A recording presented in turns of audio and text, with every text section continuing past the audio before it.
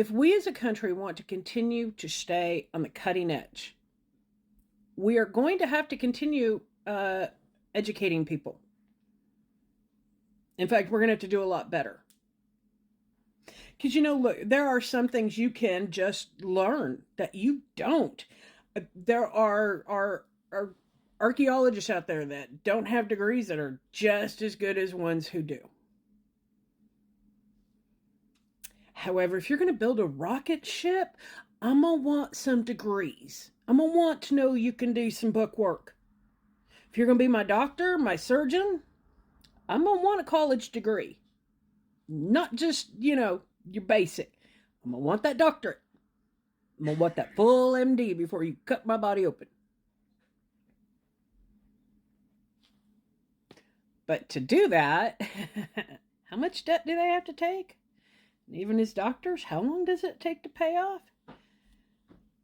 How can you expect our country to have the brightest and best if we refuse to educate people? It's not a matter of intelligence. We're not the ones throwing around the R words. We called you deplorable, not the R word. There's plenty of intelligence in this country. We just don't have the pipelines to the degrees that we need. We aren't helping kids get engineering degrees or becoming doctors or nurses. We're not. So, of course, countries that do help people are going to have more of them than we are. This is why education is an investment in your country. I've been saying this for years. Considering how much money highly educated people make, we earn that back in their tax revenue. But you guys refuse to look at it that way. And you know what? Now we're going to have to go to other countries because we do need these people. If you want to continue being the economic powerhouse, that is, you're already wanting to destroy our political position on the world stage. We're going to lose at that. Are you wanting us to lose in the world of technology too? Because if we're not going to bring in people who can do these jobs, we are going to fall further and further and further behind. And we'll lose at that too.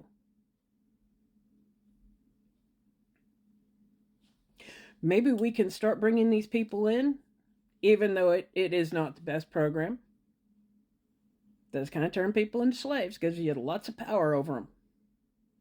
But we cannot go without. We just can't. What we can do is bring them in, change the program, make it a little better, so that we don't have absolute control over these people. And then get our kids these degrees. Our children are smart enough. Our children are capable enough. They need opportunities. They need the chance. And middle class, people like me, you guys know, how hard is it to send our kids to college?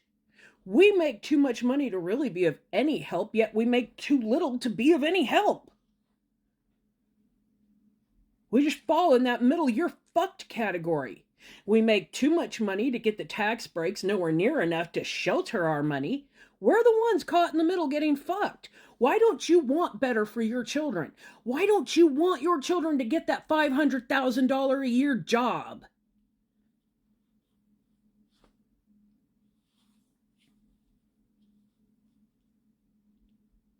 Why aren't you voting to give kids the opportunity so that we can keep these things in-house?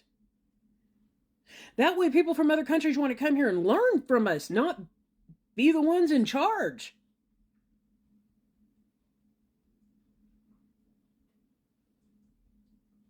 But we have to set up the pipelines to get these kids educated, or we're just going to keep falling further and further and further behind. And as long as red states, you want to move further away from science and teach out of the Bible. That's going to help us compete on a world stage. And if we're not competing on a world stage, we are not making money. And we are no longer an economic powerhouse. And there goes our military. There goes all of our infrastructure, and we will get poorer and poorer and poorer. More and more like the USSR. That brain drain. Remember, who is calling you that ugly R word?